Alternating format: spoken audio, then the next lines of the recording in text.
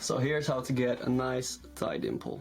For the tutorial I will just do a simple forehand. Maybe you've seen those guys on Instagram or on Pinterest with the dimple in their tie, which is very, I don't know, to me, I'm not really a menswear expert, but to me it looks very, I don't know, kind of sartorial-like. You dress in a suit not because you have to, like a politician or a businessman, but because you want to. And to me it communicates something. If you want a dimple, you gotta do this. You take the tie and you pinch it like this.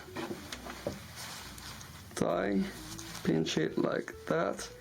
Pull the narrow end. Pull, pinch, pull this one down. Pinch. Up. There's your dimple.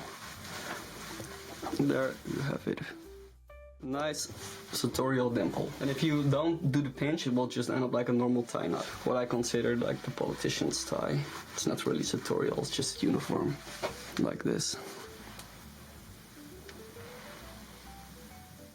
And if you also want to learn how to make your first tie knot the forehand, the simplest of them all, you can watch this video.